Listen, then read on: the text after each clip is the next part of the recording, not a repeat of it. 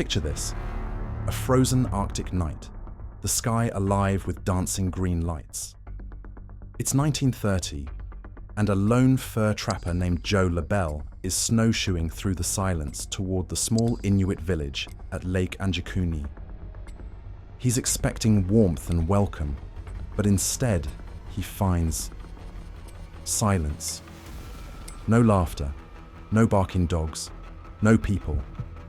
An entire community seems to have vanished into thin air, leaving behind one of the coldest enigmas in history. LaBelle has visited remote settlements before, so he knows how a lively Arctic village should look. Normally, there would be smoke drifting from cabins, the smell of cooking on the fire, the laughter of children. But as he steps into the camp, his snowshoes crunching on packed snow, an icy dread grips his heart. The settlement lies before him in perfect stillness, as if time itself has stopped. What has happened here? He calls out into the gathering darkness, voice swallowed by the emptiness. Then he begins peering into each hut. In the first tent, he finds a pot of stew still hanging above cold embers. Dinner has been abandoned mid-cook, the food frozen solid into an eerie portrait of interrupted life. Nearby, a half-mended fur parka lies draped over sleeping furs, needles still stuck in the fabric, as if someone simply stepped away from sewing and never came back. Fur parkas, rifles, thick blankets, and caribou hides. Every personal belonging is in place, untouched, waiting for owners who will never return. Around him, there are no footprints in the pristine snow, no signs of struggle or spilled blood, nothing suggesting anyone fled hastily. It's as if everyone, men, women, children, has dissolved into the Arctic air, leaving only the frozen remnants of their lives behind. LaBelle's heart thunders as he steps into the next hut. Inside, he finds more abandoned food, fish and dried meat carefully laid out on a hide, a meal prepared and forgotten. At the center of the encampment, a communal hearth has a fire that still smolders weakly, sending thin wisps of smoke curling into the starry twilight like ghostly fingers. The whole scene is painstakingly normal in every detail, and yet utterly wrong, fundamentally terrifying. Why would anyone leave tools, weapons, and provisions behind in this unforgiving wilderness? The store of hunting gear, the carefully arranged food supplies, everything a person would need to survive in the cold, is still here, as if the people expected to come right back. The Arctic cold can kill an unprepared soul in hours. This haunting contradiction makes LaBelle's skin crawl. Something unnatural has happened. Then, at the edge of the camp, he stumbles upon the worst sight of all. The village's sled dogs, the hardy huskies essential for travel and survival, lie lifeless in the snow, each still tethered to its stake. Label counts them with shaking hands. 6. No. 7 dogs in total. Once powerful, these animals are now gaunt skeletons, ribs stark against frost-covered fur. He winces. These dogs weren't just work animals. They were companions, lifelines in the wilderness. No rational person, especially seasoned Arctic dwellers like the Inuit, would tie up their dogs and abandon them to starve. The corpses of these dogs tell LaBelle a grim story. Whatever catastrophe struck this village happened long enough ago for even these survival-hardened animals to starve. No one returned for them. Lantern in hand, LaBelle ventures deeper, dread weighing on every step. Above, the northern sky has transformed into a magnificent canvas of stars and aurora. The green and blue lights dance across the empty village, casting an otherworldly glow on the scene. Every corner feels haunted, the air thick with the inexplicable terror of an untold horror. Finally, at the very edge of the settlement, his lantern light falls on something that makes his blood run cold. A grave, its stones carefully arranged in a ring, has been deliberately opened. The heavy rocks have been stacked neatly aside, revealing a gaping, empty hole in the earth. This is no random animal dig. The marker stones are undisturbed, still perfectly circular. Someone has come here and dug up a burial in the dead of an Arctic winter, when the ground is harder than concrete and there is no body. Who would perform such backbreaking, brutal work? And why? Standing there beneath the aurora-lit sky, LaBelle suddenly feels utterly alone and exposed in that frozen nightmare. Something, or someone, has driven out every living soul from this once peaceful camp and even disturbed the eternal rest of the dead. The image sears into his memory, an empty grave in an empty village, pale green lights shimmering overhead. The scene is no longer one of refuge, but a frozen tomb hiding incomprehensible secrets. He can't stay. Overcome by fear, LaBelle turns and flees. Snow flies behind him as he races into the darkness, heart pounding like a drum. Guided only by the cold moon and the dancing aurora, he retraces his steps through the woods, every nerve screaming that something unseen may be following. Fear nips at his heels like wolves. He must reach help. Miles through the trackless snow lie a lifeline, a telegraph station at the Pass, Manitoba. By the time LaBelle stumbles into that remote outpost, frost clings to his beard and exhaustion warps his eyes. He collapses inside, desperation in his voice. "They're gone!" he gasps. Everyone, the entire village at Anjikuni Lake, all of them, vanished without a trace. The operator looks at him, bewildered and alarmed, as these chilling words crackle into the telegraph line. Joe LaBelle's story is out. The entire Inuit encampment has disappeared. The report flies across the wires, and suddenly what might have been dismissed as a cold-stricken man's ravings becomes an official matter. The Royal Canadian Mounted Police mobilize at once. A detachment of seasoned Mounties is hastily assembled and sent north through the frozen wilderness to investigate these extraordinary claims. Days later, under a starry sky, the Mounties reach the shores of Lake Anjikuni. Lanterns in hand, they approach the scene Joe LaBelle described. As they crest a snowbank, the sight before them is exactly as he said, and exactly as no one could rationally explain. Lantern light falls on kayaks pulled up on the icy lake shore. Sealskin-hulled boats sit glazed in thick ice, untouched for weeks. Tents and log cabins stand neatly intact. Inside, everything is in place. Rifles propped against walls, furs arranged for warmth, and supplies neatly stacked. Every hunting tool, every bit of stored food remains right where people would have left them. Over the fire pits, they find meals meant to nourish a family, now frozen and abandoned. Fish hang from racks, thick with ice. A pot of stew is stiff and congealed. Loaves of bread lie shaped but unbaked beside a cold oven. It's a perfectly normal Arctic village, and yet no one is there to eat, to live, to be found. The Mounties' own sled dogs nervously whine as a faint, sickly sweet smell drifts through the camp. Guided by instinct, one officer follows it and finds the 7 skeletal huskies exactly where LaBelle said they would be, still tied to their stakes in the snow. The sight makes the officers shudder. These dogs had been left to starve to death, an inconceivable act. Every detail matches LaBelle's report. 7 frozen bodies of dogs, tethered and skeletal. The gravesite deliberately dug open and empty. Supplies and clothing untouched. Not a single person in sight. No one calls back when the Mounties shout. They search the cabins and the tree line, their voices echoing across the frozen lake. There is nothing. No rustling in the woods, no footprints leading away. Any tracks that might have existed have long since been erased by drifting snow. Or perhaps the villagers never had the chance to flee on foot at all. An official report later concludes the unthinkable. Roughly 25 Inuit men, women and children had likely been missing from this camp for almost 2 years, months before Joe LaBelle's arrival. For all that time, the village lay abandoned under the northern sky. Cooking pots filled with food slowly froze over cold fires. Sleeping firs lay undisturbed, and day by day, the silent snow piled higher. Not a single living soul remained to raise an alarm or seek help. The news search expands.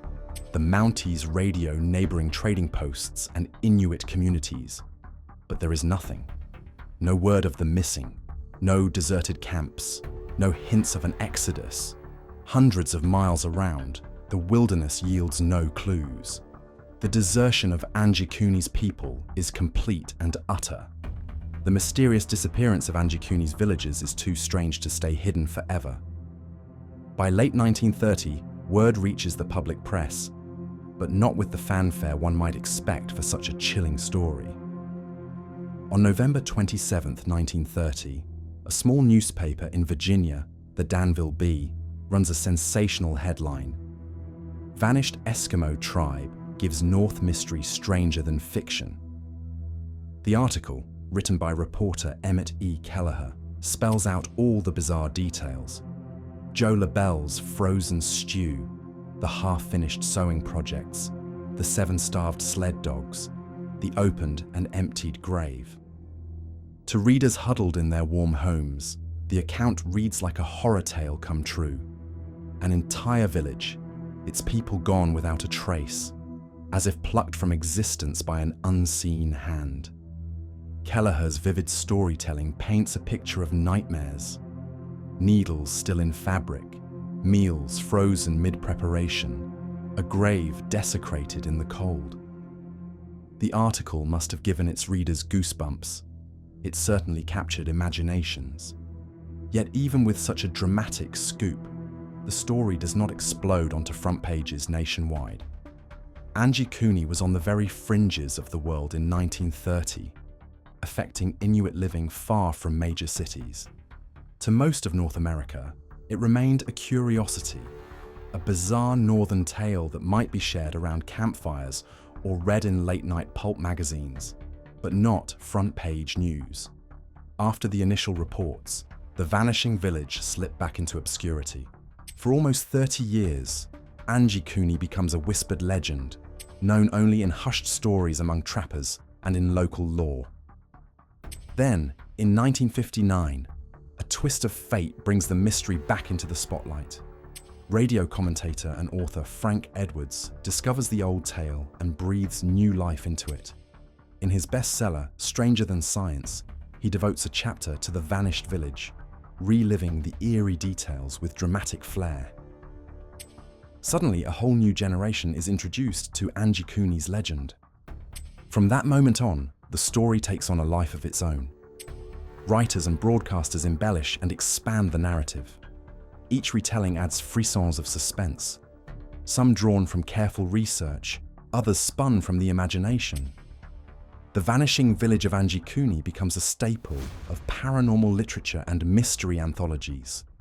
It's a story that demands an explanation, and people eagerly construct them.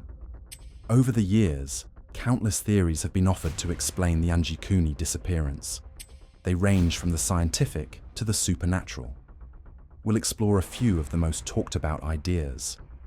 One of the most sensational theories is that extraterrestrials were involved. According to reports from the time, local trapper Armand Laurent and his 2 sons claim to have seen something extraordinary in the sky several nights before LaBelle's discovery. They described a huge metallic cylinder drifting overhead, reflecting moonlight. As they watched, the cylinder reportedly morphed its shape, lengthening and becoming more pointed like a bullet, before suddenly shooting off at tremendous speed toward Lake Anjikuni. To UFO enthusiasts, this sounds like an alien spacecraft on a mission. In their view, perhaps the villagers of Anjikuni were collected as specimens by beings from another world. In this scenario, the entire community could have been beamed aboard a ship, explaining their total absence. Even the empty grave might make sense. Maybe the aliens took the remains of the dead as well, either out of curiosity or for some unknown purpose. And what of the strange blue lights some Mounties reported seeing over the lake during the investigation? Those shimmering, pulsing blue glows on the horizon could easily be interpreted as the flicker of an alien engine or a scanning beam, rather than the familiar aurora. If any creature had the power to snatch dozens of people at once without leaving a trace, these believers argue, it would explain how Anjikuni emptied out in a single night. It's a chilling idea. A small Arctic village taken straight off the map by an intelligence far beyond human understanding. To some, it makes as much sense as anything else in this baffling case. Not all theories turn to flying saucers. Some look into indigenous folklore for answers, speaking of forces far older than technology. Among the most haunting is the possibility of a Wendigo or similar evil spirit. In Cree and Algonquin legends, the Wendigo is a cannibalistic demon of insatiable hunger, said to roam the frozen wilderness. Tales tell of entire hunting parties or villages driven mad by the Wendigo's influence, turning upon each other or being consumed by this monster. Imagine then that Anjikuni's end came not at the hands of men or aliens, but by a malevolent spirit of the north. The clues have an eerie resonance in this light. The deliberately opened grave, for example. In many Wendigo stories, these creatures crave human flesh, living or dead. Could the emptied grave signify something as monstrous as that? Some accounts of Wendigo encounters even describe unnatural powers, like the ability to vanish without a trace into the forest. Of course, this kind of explanation appeals more to legend and superstition than to science. But in the long Arctic winter, when survival is at its brink, fears can take on a life of their own. It's a theory that taps into a deep, primal dread, that sometimes the most dangerous things are the ones we cannot see. Then, there are the grounded human explanations. Many researchers believe the truth may be far less fantastical. One practical theory is that the villagers simply fell victim to a sudden, deadly epidemic. In 1930, diseases like influenza, measles, or tuberculosis could sweep through a remote community with devastating speed. If such an outbreak occurred, it might have killed many at once. The survivors, fearing the same fate, could have fled in terror, leaving the bodies of their loved ones behind. In the chaos, some houses would have been left intact, with the dead not buried, and provisions untouched in the panicked exodus. Picture, perhaps, that a flu epidemic struck in autumn, decimating the village overnight. A handful of survivors run into the woods in shock, too frightened to clean up or explain. Weeks later, when Lebel arrived, he would have found exactly what he did: cabins full of the living routine turned on its head, the dead in the open, and no people in sight. To a lonely trapper, it would certainly look supernatural, even if the reality was a tragic human one. A related idea is that authorities covered up the true cause. Maybe something sensitive happened, an epidemic, an accident, a violent incident, and officials decided it was better quietly swept under the rug. Remember, in 1930, the Canadian North was remote, and news of indigenous communities wasn't something that drew much scrutiny from governments. It's not impossible that records were murky, or that the story simply went undocumented at the time. In this view, the mysterious disappearance is just a legend hiding a bureaucratic or human failure. But before we dive too deeply into theories, skeptics remind us of the simplest possibility. Maybe the whole Anjikuni story never happened at all. From this perspective, the mystery is just that: a myth. A wild tale spun from a combination of sensational journalism and hearsay. Consider the source. The Danville Bee article was written by Emmett Kelleher, a reporter known for lurid stories. His account came from Virginia, relayed by telegraph messages from the pass, hundreds of miles from Anjikuni. It wasn't eyewitness reporting, it was secondhand. In fact, the real Mountie on scene, RCMP Sergeant J. Nelson, filed an official report shortly afterwards declaring no foundation for this story whatsoever. In other words, the police on the ground didn't find any evidence that matches the sensational account. Furthermore, the tale's protagonist, Joe LaBelle, was portrayed as a veteran trapper. But in reality, records show he had just bought his first trapping license that very year. He was new to the region. It's possible he misunderstood or exaggerated what he saw. The Canadian Mounties themselves have been blunt about Anjikuni.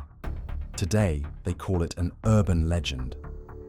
On the RCMP's own historical folklore page, they write plainly that the Anjikuni disappearance story is not true.